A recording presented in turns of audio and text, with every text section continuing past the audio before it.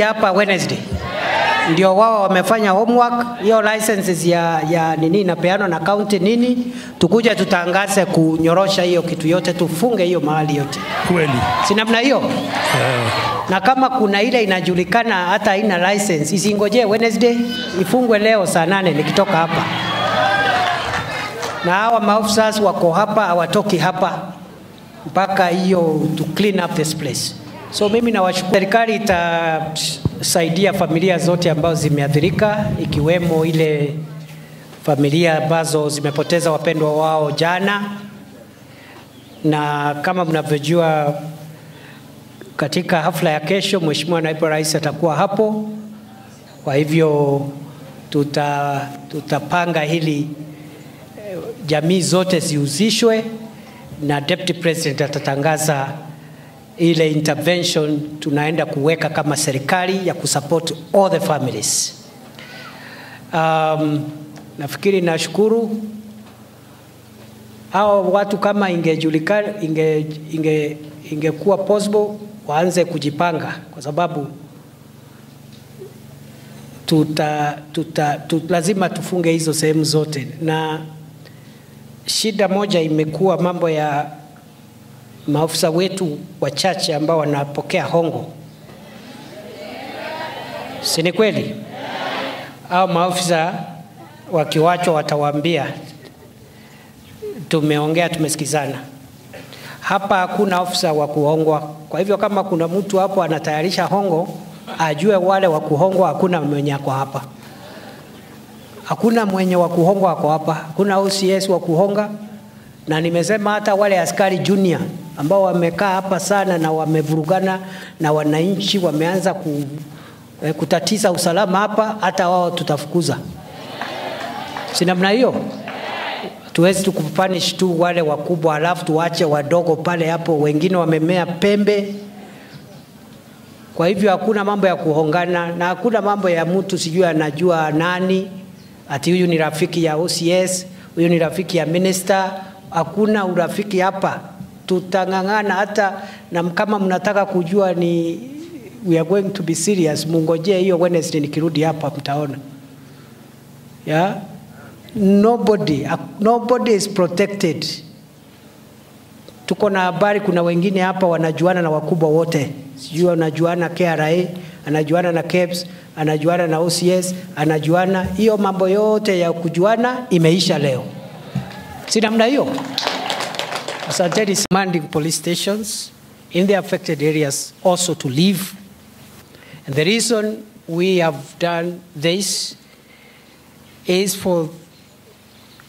because, first and foremost, we will conduct an impartial inquiry to find out exactly what happened. And the government has directed all the agencies responsible to carry out a multi-agency coordinated inquiry. And this inquiry will help us to establish if any of our officers had a role to play through their action or inaction, which led to the death of so many of our people. I want to promise on behalf of the government of Kenya that any officer, any public official from whatever agency of government who may have contributed to this terrible loss of life will have to face not only removal from the public service, but also we will prosecute each one of them. I also want to say that all the officers who have been asked to step aside, we have not made a determination yet whether they are responsible or not, and therefore we will conduct a fair inquiry so that we also don't punish innocent public servants. The inquiry will also be extended to junior ranked officers, because besides the commanders, we are getting information that some of the junior officers in the National Police Service, in the national administration structures, and other agencies could also have contributed to this unfortunate event and the consequences that this event has brought on us. I also want to announce that the seller of this poisonous drink is a notorious offender who had been arrested before and taken to court 16 times. And every time they were released on very, very lenient bond terms.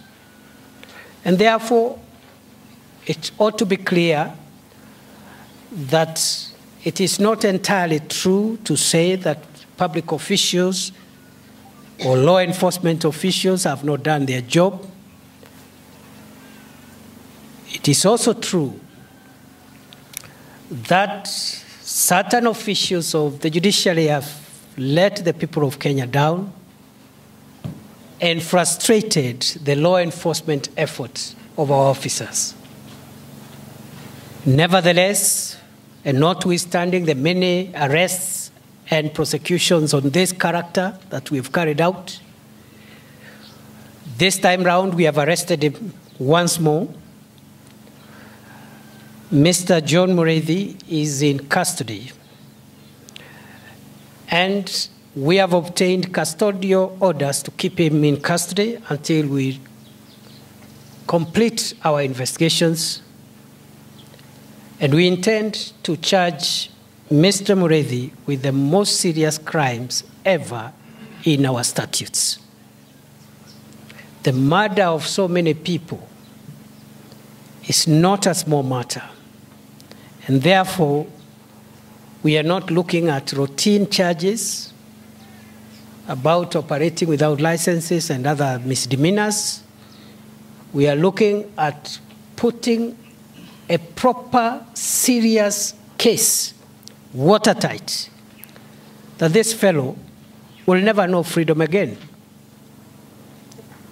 And I don't see any difference between what this character has done and what other dangerous criminals have done in other parts of the country. There is no difference between this terrible character and what Mr. Mackenzie did in Shakahola. There is no difference between what this character has done and what the Al-Shabaab terrorists are doing and what the bandits are doing in other parts of the country. It's the same thing.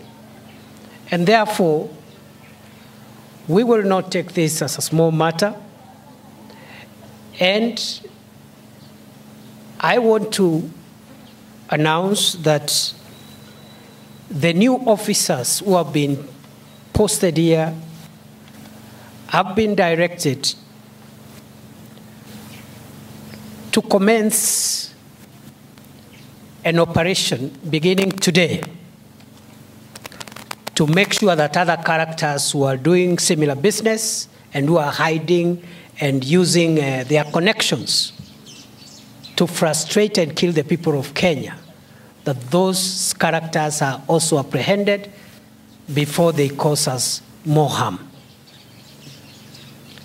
And therefore, with me here is the new County Commissioner for Kirinyaga County, Mr. Hussein Alasson. That is our new County Commissioner. We have our police commander, the county police commander, Mr. Andrew Naibei, is also here. His deputy in this county is going to be Mohammed Jasso. And for the sub-county teams, we also have another deputy county commissioner, DCC, for this region, Mr. Lawrence Omondi. They must roll back whatever has gone wrong here in Kirinyaga County. They must make sure that this challenge is addressed and make sure that we don't have loss of lives going forward. And as I've said, that operation begins immediately. We have also initiated a program to assist our people who are chronically addicted to alcoholism and drugs. And therefore, our chiefs and assistant chiefs have been instructed to collect data from every village of all chronic addicts so that we can take them for rehabilitation.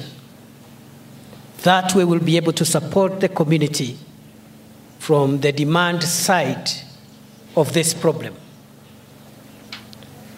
But other than dealing with the demand and law enforcement, the government is also going to address the supply issue. And the supply issue will be addressed in two ways. First,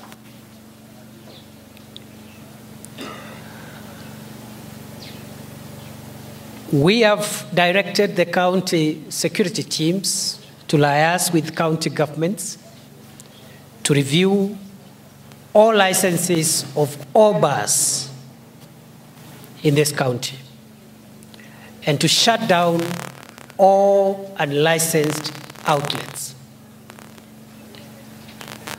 I have also directed the relevant officials to close all outlets that are selling alcohol in the villages. Because there are people who have set up alcoholic establishments in the middle of villages, and this is what has ruined very many families. And going forward, as a national security policy, county governments will only license proper liquor establishments in shopping centers, in towns, in urban centers. We cannot have people having licenses to operate bars in villages because this is what is affecting very, very many families. We have also initiated a program to crack down on the sale of ethanol and other ingredients of second-generation drinks. And some of the measures that government will take include tax initiatives to discourage the trade in illicit ethanol. At the same time,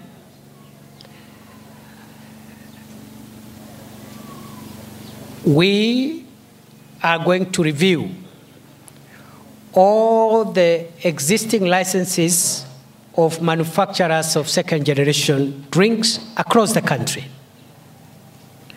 Even those who are already licensed, we're going to review those licenses afresh and vet and control the number of manufacturers that we can allow to engage in that business, of course, subject to them meeting the required quality standards.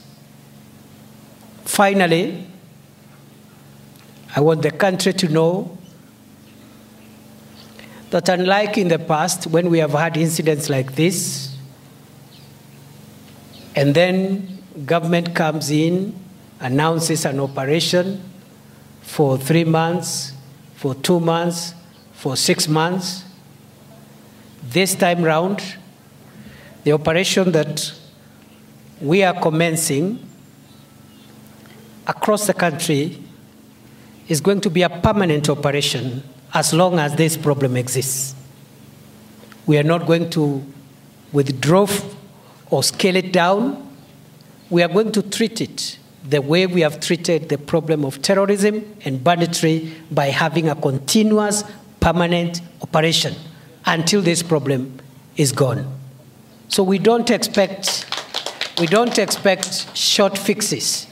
It's not a 2 months operation, 6 months, 1 year, 2 years. We are going to stay on this operation as long as the problem exists. Because having an operation for 6 months and then we retreat again, the situation will lapse back. And that's what we want to avoid, as has been the case in the past.